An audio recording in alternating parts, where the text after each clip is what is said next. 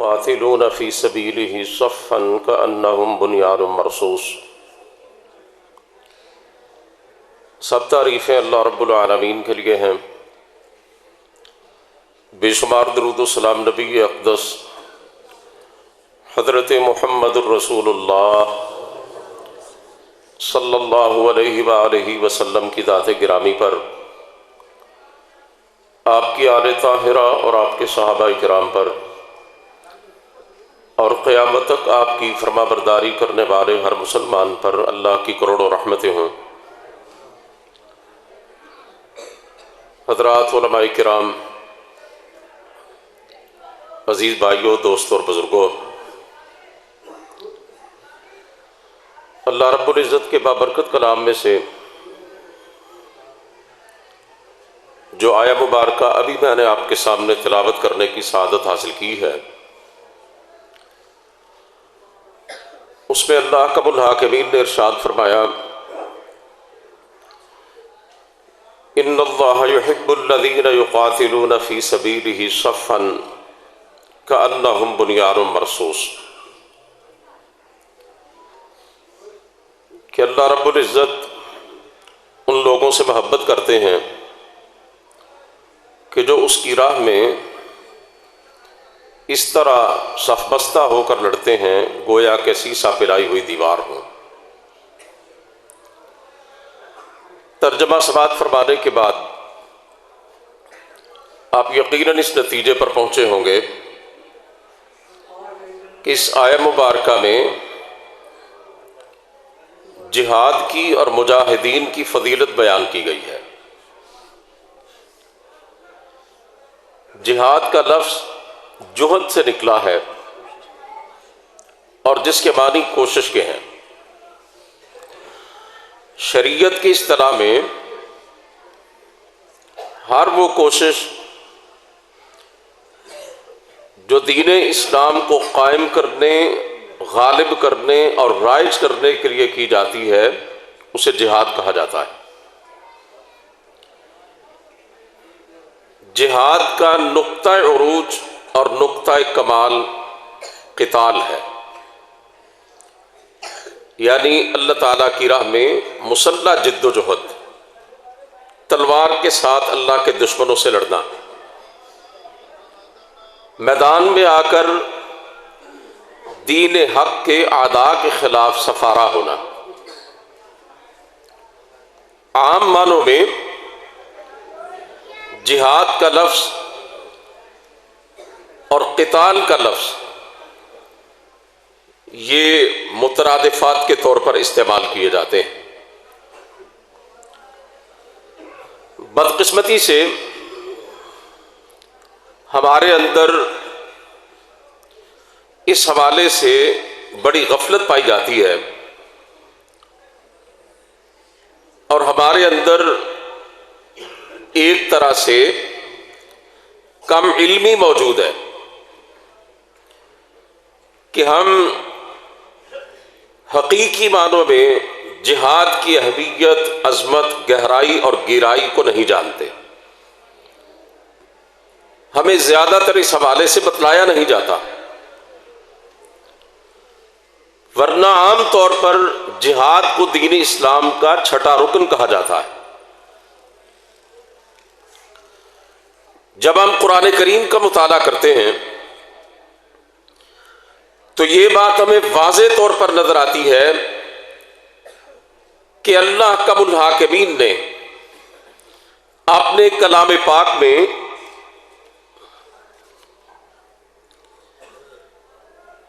تین چیزوں کا بڑی وضاحت کے ساتھ تذکرہ فرمایا ہے۔ ایک توحید کا اثبات ہے، دوسرے شرک کی تردید ہے، اور تیسرے جہاد کی اہمیت اور فضیلت ہے۔ علماء کرام، حفاظ کرام آپ کے سامنے موجود ہیں، آپ اس بات کی تصدیق کر سکتے ہیں کہ اللہ احکم الحاکمین نے اپنے کلام پاک میں نماز کی فرضیت کا تذکرہ کیا ہے، نماز کو قائم کرنے کا بار بار حکم دیا، لیکن نماز کی تفصیلات سے آگاہ نہیں فرمایا۔ زکوٰۃ کی ادائیگی کا حکم دیا ہے اور تکرار کے ساتھ دیا ہے، لیکن زکوٰۃ کے حوالے سے زیادہ احکام قرآن کریم میں موجود نہیں ہیں۔ روزے کی فرضیت کی بات کی ہے، حج کی فرضیت کا بھی تذکرہ کیا ہے، لیکن گہرائی میں جا کر نہیں، زیادہ تفصیلی انداز میں نہیں۔ لیکن جب جہاد کی بات آتی ہے تو اللہ رب العالمین نے جہاد کا پس منظر بھی بیان کیا، جہاد کا تہ منظر بھی بیان کیا اور جہاد کا پیش منظر بھی بیان کیا۔ جہاد کے حوالے سے قرآن کریم میں 400 سے زیادہ آیات بینات موجود ہیں۔ سرکار دو عالم صلی اللہ علیہ وسلم نے ایک دفعہ حدیث پاک میں، ایک لمبی حدیث ہے، اس میں آپ صلی اللہ علیہ وسلم نے دین اسلام کی تمام بنیادی تعلیمات کا تذکرہ فرمایا، اور جہاد کے بارے میں آپ نے اپنے صحابہ اکرام کو بتلایا کہ ذروۃ سنامہ الجہاد، اسلام کی چوٹی، اسلام کا کوہان اور اسلام کی سب سے نمایاں چیز جہاد ہے۔ اسی طرح سرکار دو عالم صلی اللہ علیہ وسلم نے ارشاد کیا، جس نے نہ کبھی جہاد کیا، نہ کسی مجاہد کی مالی مدد کی، اور نہ اس کے دل میں جہاد کا خیال پیدا ہوا، اسی حالت میں وہ مر گیا، تو آپ نے فرمایا وہ اسلام پر نہیں مرا، وہ ایک طرح کے نفاق پر مرا۔ میرے اور آپ کے پیارے پیغمبر علیہ الصلوۃ والسلام کی سیرت طیبہ کا جب مطالعہ کیا جاتا ہے تو یہ بات نمایاں طور پر ہمارے سامنے آتی ہے کہ آپ صلی اللہ علیہ وسلم تو جہاد کے علم بردار تھے، آپ تو کائنات کے مجاہد اعظم تھے، آپ صلی اللہ علیہ وسلم تو صاحب سیف و منبر تھے۔ آپ صلی اللہ علیہ وسلم نے 80 سے زیادہ چھوٹی بڑی جنگوں کے اندر بنفس نفیس شرکت فرمائی تھی۔ آپ صلی اللہ علیہ وسلم کا راہ جہاد کے اندر خون بہا، آپ کے دانت مبارک ٹوٹے، آپ کا سر اقدس زخمی ہوا، آپ زخمی ہو کر ایک گڑھے کے اندر گرے۔ آپ صلی اللہ علیہ وسلم نے میدان جہاد کے اندر اپنی صلاحیتوں کے جوہر دکھائے، اور آپ صلی اللہ علیہ وسلم کا ایک زبان سے نکلنے والا چھوٹا سا جملہ پوری جہاد کی حقیقت کو اور فضیلت کو ظاہر کرنے کے لیے کافی ہے۔ آپ صلی اللہ علیہ وسلم نے فرمایا جعل رزقی تحت ظل رمحی، میرا تو رزق ہی میرے رب نے میرے نیزے کی نوک کے نیچے رکھا۔ یہ جہاد کیا ہے؟ امت کی بقا کا راستہ ہے۔ جہاد کیا ہے؟ دین کے تحفظ کا راستہ ہے۔ جہاد کیا ہے؟ اسلام کی عظمت کا راستہ ہے۔ جہاد کیا ہے؟ ایک مسلمان کے کردار کا زیور ہے۔ جہاد کیا ہے؟ یہ صحابہ کا راستہ ہے۔ جہاد کیا ہے؟ یہ سرکار دو عالم صلی اللہ علیہ وسلم کا اوڑھنا اور بچھونا۔ سورہ حجرات میں اللہ تعالیٰ فرماتے ہیں انما المؤمنون الذین آمنوا باللہ ورسولہ ثم لم یرتابوا وجاہدوا باموالہم وانفسہم فی سبیل اللہ اولئک هم الصادقون۔ فرمایا مومن تو وہ ہیں جو اللہ اور اس کے رسول پر ایمان لائے، پھر انہوں نے شک نہیں کیا، پھر کسی تذبذب میں نہیں پڑے، اور انہوں نے اللہ کی راہ میں اپنی جانوں اور اپنے مالوں کے ساتھ جہاد کیا۔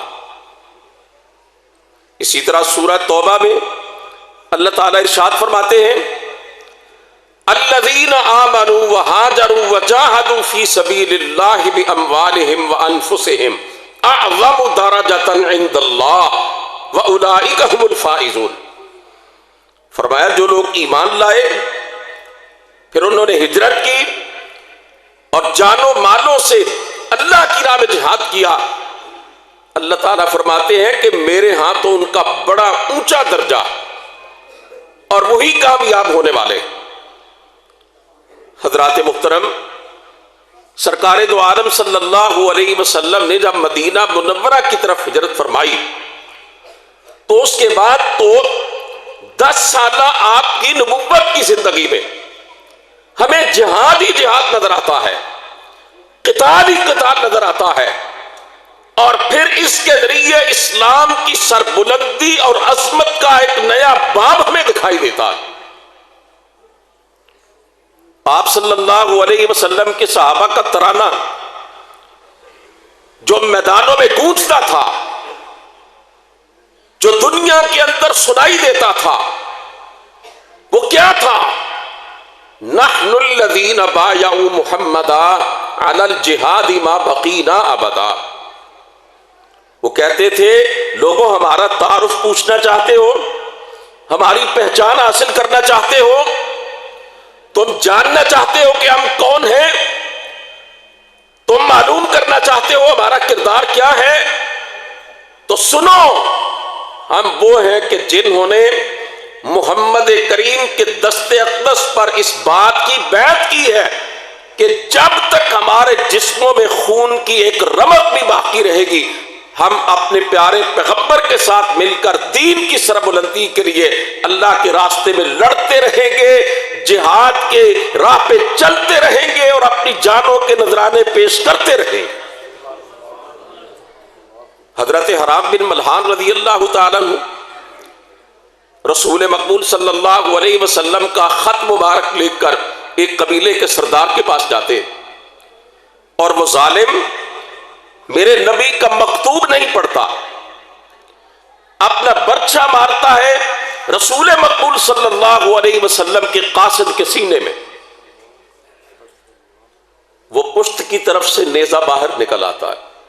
حضرت حرام رضی اللہ تعالیٰ عنہ تڑپتے ہیں، زمین پر گرتے ہیں، خون کا فوارہ ان کے ننھے سے وجود سے خارج ہوتا ہے اور ان کے ہونٹوں پر مسکراہٹ آتی ہے، لبوں پر یہ الفاظ رقص کرتے ہیں فزت ورب الکعبہ، کعبے کے رب کی قسم میں تو کامیاب ہو گیا۔ وہ قاتل حیران پریشان بعد میں لوگوں سے پوچھتا پھرتا کہ بھئی یہ تو میرے ہاتھوں سے مرا، یہ تو ناکام ہوا، کامیاب تو میں ٹھہرا، میرے ہاتھوں اس کی جان گئی، یہ اس نے کیا کہا ہے کہ اللہ کی قسم میں تو کامیاب ہو گیا؟ لوگوں نے بتلایا کہ یہ مسلمان ہیں اور ان کا یہ ایمان ہے کہ جب یہ اپنے دین کی سربلندی کے لیے اپنے رب کے راستے میں اپنی جانوں کا نذرانہ پیش کرتے ہیں تو یہ سیدھے جنت الفردوس کے وارث بنتے ہیں اور انہیں یہ چیز دنیا وما فیہا سے زیادہ پسند ہے۔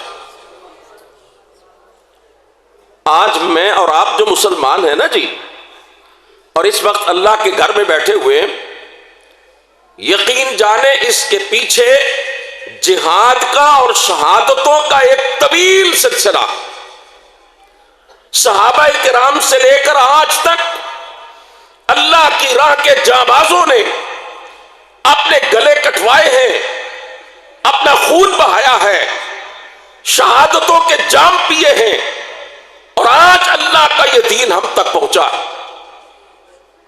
اگر آج اس بتکدہ ہندوستان کے اندر میں اور آپ مسجدوں کے اندر موجود ہیں تو یاد کیجیے نا ذرا وہ مجاہد کبیر، وہ نوجوان جو شہادت کی طرف اور تڑپ لے کر آیا تھا، محمد بن قاسم، اس کے ساتھ جو مجاہدین آئے تھے انہوں نے اس دین کو اس بتکدے کے اندر غالب کیا، رائج کیا، اور اگر وہ نہ آتا، جہاد کا راستہ نہ کھلتا، شہادتوں کا سلسلہ آگے نہ بڑھتا، شاید میں اور آپ مسجد میں نہ بیٹھے ہوتے، کسی مندر اور گردوارے میں بیٹھے ہوتے۔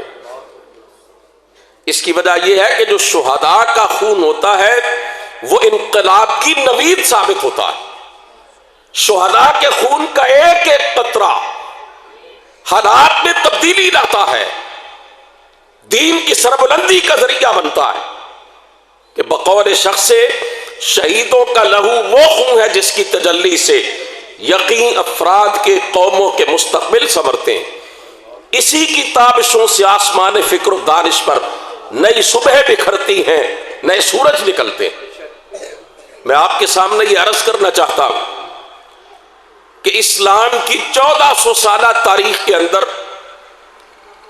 تقریباً 1000 سال تک مسلمان دنیا میں غالب رہے۔ اسلام دنیا میں ایک زندہ قوت کے طور پر موجود رہا۔ کفر کے اندر کبھی اتنی جرت پیدا نہ ہوئی کہ وہ اسلام کے مقابلے پر آ سکے۔ کبھی کسی یہودی، کسی عیسائی، کسی ہندو کے اندر، کسی اسلام دشمن کے اندر اتنی جسارت پیدا نہ ہوئی کہ وہ مسلمانوں پہ ہاتھ ڈال سکے، وہ مسلمانوں کی عزتوں کی طرف نگاہ غلط بھی ڈالے۔ مسلمان دنیا کی سب سے بڑی قوت تھی۔ اس کی وجہ کیا تھی؟ کہ جہاد زندہ تھا، مسلمان میدانوں میں تھے، کہ بقول اقبال دشت تو دشت دریا بھی نہ چھوڑے ہم نے، بحر ظلمات میں دوڑا دیے گھوڑے ہم نے۔ اور جب مسلمانوں نے جہاد کا راستہ چھوڑا، یقین جانیے ذلت اور رسوائی اس امت کا مقدر بن گئی۔ مسلمان آج اپنے دشمنوں کے سامنے ریت کی دیوار ثابت ہو رہے۔ آج چڑیوں کا شکار بھی اتنا آسان نہیں جتنا مسلمانوں کا شکار آسان ہے۔ آج پانی بھی اتنا ارزاں نہیں جتنا مسلمانوں کا لہو ارزاں ہے۔ جس کا جی چاہتا ہے ان کو مار کے چلا جاتا ہے، جس کا جی چاہتا ہے ان کے وسائل ہڑپ کر کے چلا جاتا ہے، جس کا جی چاہتا ہے ان کے ملکوں پہ قبضے کر لیتا ہے، جس کا جی چاہتا ہے ان کی ماں بہنوں بیٹیوں کی عزتیں پائمال کر جاتا ہے۔ آپ نے فلسطین کا منظر نہیں دیکھا ہے؟ وہ بچے کس کے ہیں؟ وہ نبی کی امت کے بچے نہیں ہیں؟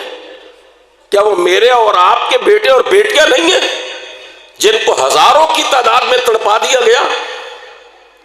اور مجھے یاد آیا وہ منظر جب رسول مقبول صلی اللہ علیہ وسلم نے صحابہ کرام سے اللہ کی راہ میں جانوں کے نذرانے پیش کرنے کی بھی اپیل کی اور اپنا مال دینے کی بھی آپ نے اپیل کی۔ فرمایا نکلو راہ جہاد میں۔ نبی کی ایک ماننے والی اپنے دودھ پیتے بچے کو لے کر آئی، کہنے لگی اللہ کے رسول اسے قبول کر لیجئے، اسے آپ جہاد کے میدان میں اپنے ساتھ لے جائیے۔ آپ نے کہا بی بی یہ تو شیرخوار بیٹا ہے تیرا، یہ تو ابھی لڑ نہیں سکتا، یہ تو ابھی تلوار اٹھا نہیں سکتا۔ کہنے لگی اللہ کے رسول میں اسے لڑنے کے لیے تھوڑا لائی ہوں۔ پوچھا بی بی کس لیے لائی ہو؟ کہنے لگی آقا اسے تو اس لیے لائی ہوں کہ جب میدان جنگ میں دشمنوں کے تیر آپ کی طرف آئیں آپ اس کو اٹھا کے آگے کر دے، تیر اس کو لگے آپ کو نہ لگے۔ آج اس ننھے سے دودھ پیتے مجاہد کے بعد شاید تاریخ نے فلسطین میں دودھ پیتے شیرخوار شہداء دیکھے۔ غزہ کے ہسپتال کے اندر وہ درجنوں نوزائیدہ بچے اس امت کے جن کو پیدا ہوئے کسی کو چند منٹ ہوئے، کسی کو 2 گھنٹے ہوئے، کسی کو 2 دن ہوئے، اسرائیل نے ان پر بمباری کر کے ان کو بھی تہس نہس کر کے رکھ دیا۔ 5000 سے زیادہ بچے شہید ہو گئے،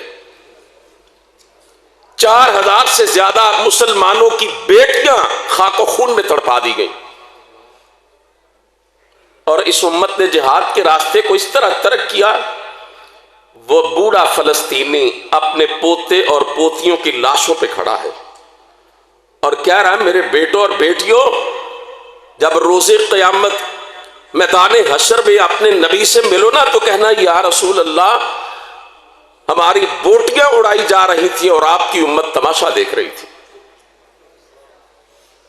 ایک جملہ اس بوڑھے عمر رسیدہ فلسطینی کا آج 57 اسلامی ملکوں کے حکمرانوں کے کانوں میں اگر چلا جائے اور ان کے اندر کوئی غیرت کی رمق جاگ جائے، کعبے کے رب کی قسم ہے اس امت کی قسمت پلٹ جائے۔ 68 لاکھ فوجوں کی تعداد ہے مسلمان ملکوں کی، 68 لاکھ، اسلحہ ہے، گولہ بارود ہے، ایٹم بم ہے، وسائل اور ذرائع ہیں۔ اللہ تعالیٰ نے خزانوں کے خزانے مسلمان ملکوں کی زمینوں کے اندر رکھے ہوئے ہیں، لیکوڈ گولڈ کی صورت میں، سیال سونے کی صورت میں، پیٹرول اور تیل کی صورت میں۔ پوری دنیا کے جتنے ملک ہیں ان میں سے جتنا بھی پیٹرول نکلتا ہے اس کا چوتھا حصہ صرف سعودی عرب سے پیدا ہوتا ہے۔ اللہ نے اتنا نوازا، سونے کے ذخائر محفوظ پڑے ہوئے ہیں سعودی عرب کے پاس، دیگر عرب ریاستیں مالا مال ہیں قدرتی وسائل سے، لیکن غیرت ہے بڑی چیز جہان تگودو میں، پہناتی ہے درویش کو تاج سر دارا۔ میرے کچھ پڑھے لکھے دوست بھی یقیناً بیٹھے ہیں، علماء کرام موجود ہیں۔ میں حضرت اقبال جو اس امت کا ہدی خاں تھا، جو شاعر مشرق تھا، ترجمان اسلام تھا، جو جہاد کا پاسبان تھا، اس کے 3-4 جملے آپ کو سنانا چاہتا ہوں، پوری حقیقت واضح ہو جائے گی۔ وہ کہتے ہیں دنیا کو ہے پھر مار کا روح و بدن پیش، تہذیب نے پھر اپنے درندوں کو ابارا، اللہ کو پابندی مومن پہ بھروسہ، ابلیس کو یورپ کی مشینوں کا سہارا۔ آگے کہتے ہیں دین ہاتھ سے دے کر اگر آزاد ہو ملت، ہے ایسی تجارت میں مسلمان کا خسارہ۔ غیرت ہے بڑی چیز جہان تگودو میں، پہناتی ہے درویش کو تاج سر دارا۔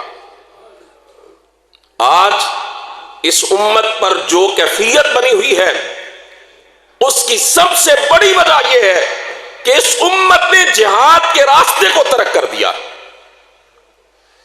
سنیے سرکار دو عالم صلی اللہ علیہ وسلم کا فرمان عالی شان، آپ نے بتلایا اذا تبایعتم بالعینہ واخذتم اذناب البقر ورضیتم بالزرع وترکتم الجہاد سلط اللہ علیکم ذلا لا ینزعہ حتی ترجعوا الی دینکم۔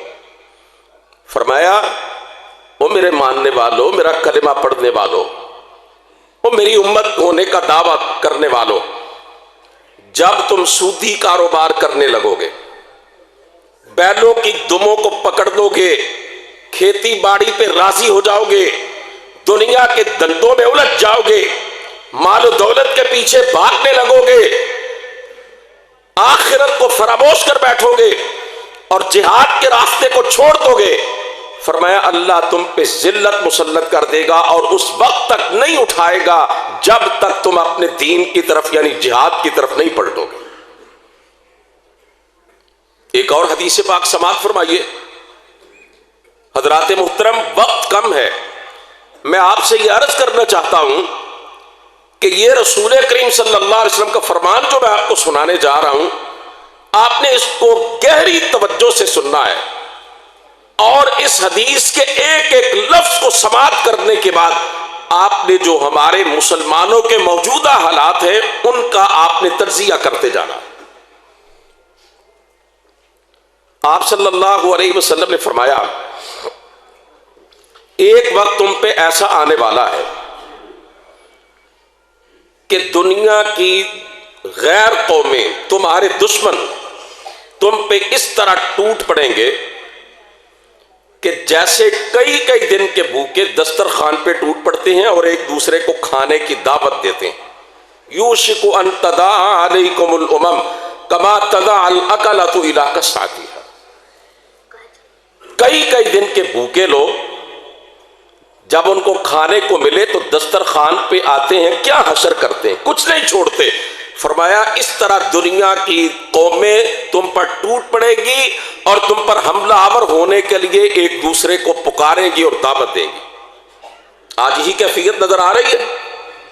اسرائیل ہمراہ بر ہے، امریکہ پشت پہ کھڑا ہے، فرانس، جرمنی، اٹلی، انگلینڈ، سارا عالم کفر اکٹھا ہو کر اسرائیل کی پیٹھ ٹھوک رہا ہے کہ نہیں ٹھوک رہا؟ فلسطین اور غزہ کے حوالے سے سب اکٹھے ہیں، ہر طرح کا کفر یکجا۔ یہ صورتحال نظر آ رہی ہے جو اللہ کے رسول نے بیان فرمائی۔ اب سننے والے تھے، کوئی بدر کا غازی تھا، کوئی احد کا مجاہد تھا، انہوں نے کہا اللہ کے رسول جب ایسی صورتحال بنے گی تو کیا ہماری تعداد بہت تھوڑی ہوگی؟ بھائی انہوں نے تو دیکھا تھا کہ 313 تھے تو دبے نہ تھے 3000 سے، احد میں 700 تھے تو جھکے نہیں تھے۔ کہنے لگے اللہ کے رسول اتنی تعداد تھوڑی ہے؟ فرمایا نہیں بل انتم کثیر، تمہاری تعداد تو اس وقت بہت زیادہ ہوگی، بہت ہی زیادہ ہوگی۔ وَلَكِنَّكُمْ غُثَاء كَغُثَاءِ السَّيْلِ، لیکن تمہاری حیثیت ایسے ہوگی جیسے سمندر کی سطح پر پانی پر ابھرنے والی جھاگ ہوتی ہے، دیکھنے میں بہت زیادہ ہوتی ہے لیکن اس کی حیثیت کچھ نہیں ہوتی، تھوڑی دیر کے بعد ختم ہو جاتی ہے۔ فرمایا یہ حیثیت تمہاری ہوگی، تعداد بہت زیادہ لیکن طاقت اور قوت نام کی کوئی چیز موجود نہیں ہوگی۔ اب صحابہ کرام اور زیادہ حیران ہوئے، سوال کیا، کہنے لگے اللہ کے رسول ایسا کیوں ہوگا؟ آپ نے فرمایا تمہیں ایک مرض لگ جائے گا، ایک بیماری لاحق ہو جائے گی جس کا نام ہے وہن۔ پوچھا اللہ کا رسول مل وہن، یہ وہن کیا چیز ہے؟ آپ نے فرمایا حب الدنیا و کراہیت الموت۔ وہن کا مطلب ہے دنیا سے محبت اور موت سے نفرت۔ جب تم دنیا کے بندے بن جاؤ گے، دنیا کے دندوں میں الجھ جاؤ گے، مادہ پرست بن جاؤ گے، جب تم اللہ کی راہ میں سر کٹانے کے جذبے سے محروم ہو جاؤ گے، جب شہادت سے تم ڈرنے لگ جاؤ گے، اور جب اللہ کی راہ میں قربانی دینے کا جذبہ تمہارے اندر نہیں رہے گا، تو پھر تم اپنے دشمن سے کئی گنا زیادہ تعداد میں ہونے کے باوجود ذلت اور رسوائی کی پستی میں ڈوب جاؤ گے۔ آج یہ دیکھیں، کبھی وہ وقت تھا نا جب حکمران کفر کی سرحدوں پر جا کے للکارتے تھے اور مسلمان عوام ان کے پیچھے ہوتے تھے اور اللہ کی مدد آسمانوں سے اترتی تھی۔ جنگ قادسیہ کا ایک منظر آپ کے سامنے رکھنا چاہتا ہوں۔ حضرت خنسہ بنت عمر رضی اللہ تعالیٰ عنہ، شاید یہاں میری بیٹیاں، میری بہنیں بھی بیٹھی ہوئی ہوں، میری مائیں موجود ہوں، میں اس دور کی بات کر رہا ہوں جب مسلمان عورتوں کا جذبہ جہاد اور شوق شہادت اپنے عروج پر تھا۔ ایران جو دنیا کی سپر پاور تھا، سب سے بڑی قوت تھا، دنیا کا سب سے بڑا شیطان تھا، اس کے خلاف جنگ تھی اور اس کے خلاف مارکا تھا قادسیہ کا۔ حضرت خنسہ رضی اللہ تعالیٰ عنہ، خاوند فوت ہو چکا ہے، 4 جوان بیٹے، اور ان چاروں کو اپنے خیمے کے اندر بلاتی ہیں۔ صبح جنگ ہونے والی ہے، رات کو اپنے خیمے میں طلب کرتی ہیں اور کہتی ہیں بیٹو تمہارے باپ کے مرنے کے بعد میں نے اس سے خیانت نہیں کی ہے، نہ میں نے تمہارے ماموں کو رسوا کیا، میں نے تمہیں محنت مزدوری کر کے پالا ہے اور آج میں تم سے اپنی محنت کا صلہ چاہتی ہوں۔ بیٹوں نے کہا اماں جان بتلائیے کیا حکم ہے؟ کہنے لگیں صبح تم جانتے ہو کہ ایران جیسی بہت بڑی طاقت سے اور کفر کے بہت بڑے سرغنے سے مقابلہ ہے، تم چاروں میدان جہاد میں جاؤ گے اور چاروں کے چاروں بھی اگر شہید ہو جاؤ، مجھے یہ بات اس سے زیادہ پسند ہے کہ تم میں سے کوئی میدان جہاد سے راہ فرار اختیار کرتے ہوئے اپنی جان بچا کے واپس آئے۔ جم کے لڑنا، بھاگنا نہیں میدان سے، چاروں شہید ہو جاؤ، میرے لیے یہ سعادت کی بات ہوگی۔ جہاد کے راستے کو ترک نہیں کرنا۔ چاروں نوجوان بیٹے قادسیہ کے میدان میں پہنچے اور دور تھا عدل و حریت کے بین الاقوامی تاجدار حضرت عمر فاروق رضی اللہ تعالیٰ عنہ کا، کہ کفر آج بھی جس کا نام لے کر کانپتا ہے، آج بھی ڈرتا ہے کہ اگر روح فاروقی اس امت کے نوجوانوں میں بیدار ہو گئی تو دنیا میں ہمارا کوئی ٹھکانہ نہ ہوگا۔ مار کا گرم ہوا، اللہ کی قدرت، چاروں کے چاروں بیٹے جام شہادت نوش کر گئے۔ جنگ کے اختتام پر حضرت خنسا رضی اللہ تعالیٰ عنہ میدان جہاد میں پہنچتی ہیں اور اپنے بیٹوں کی لاشوں کو الٹ پلٹ کے دیکھتی ہیں، کبھی سامنے سے کبھی پیچھے سے۔ دیکھنے والے کہتے ہیں خنسا کیا دیکھ رہی ہو؟ کہہ رہی ہے اپنے بیٹوں کی لاشوں کو دیکھ رہی ہوں کہ کہیں کسی کی پشت پر تو کوئی زخم نہیں ہے، کہ کہیں ایسا نہ کوئی میرا بیٹا میدان جہاد سے بھاگتے ہوئے مارا گیا ہو۔ چاروں بیٹوں کی لاشوں کا معائنہ کر کے کہتی ہیں یا اللہ تیرا شکر ہے، میرے سارے بیٹوں کی چھاتیوں پہ زخم ہے، پشت پر کوئی زخم نہیں، جو اس بات کی علامت ہے کہ میرے بیٹوں نے دیوانہ وار لڑتے ہوئے اللہ تیری راہ میں جام شہادت نوش کیا ہے، الہی اپنی جان کے خوف سے بھاگے نہیں ہیں۔ اور پھر چہرہ آسمانوں کی طرف اٹھا کے اللہ رب العزت کی بارگاہ میں عرض کرتی ہیں الحمدللہ الذی شرفنی باستشہادہم وارجو من ربی ان یجمعنی بہم فی مستقر رحمتہ۔ یا اللہ تیرا شکر ہے، تو نے مجھے جوان بیٹوں کی شہادت کا یہ تو نے تمغہ مجھے عطا کیا، مجھے شرف عطا کیا، اور یا اللہ مجھے امید ہے میرے یہ جوان بیٹے دنیا میں تو مجھے تنہا کر گئے ہیں لیکن جنت الفردوس کے دروازے پر یہ میرے منتظر ہوں گے۔ جب یہ جذبہ تھا نا تو پھر حضرات محترم اسلام کا غلغلہ تھا، پھر دین کا چرچا تھا، پھر امت مضبوط تھی، پھر مسلمانوں کی عزتیں محفوظ تھیں۔ اور جب سے مسلمانوں نے اس جہاد کے راستے کو چھوڑا ہے، ذلت اور رسوائی ان کا مقدر بنی ہوئی۔ 24 ممالک نے مل کر فوج بنائی تھی جس کے کمانڈر ان چیف تھے جنرل راحیل شریف، وہ فوج کہاں ہے؟ غزہ اور فلسطین کے بالکل ساتھ بہت بڑا اسلامی ملک ہے مصر کا ملک، اس کا جو حکمران ہے وہ مصر کی فوجوں کا سپہ سالار بھی رہا ہے، اور اس بدبخت نے امریکہ کے کہنے پر اخوان المسلمون کی حکومت کا خاتمہ کیا، تختہ الٹا صدر مرسی کی حکومت کا۔ کیوں؟ کہ یہ مصر کا وہ منتخب صدر تھا جس نے حکومت میں آتے ہی یہ اعلان کیا کہ ہم فلسطینی مسلمانوں کا تحفظ کریں گے، ہم ان کے لیے راستے کھولیں گے، ہم ان کے پشتیبان بنیں گے۔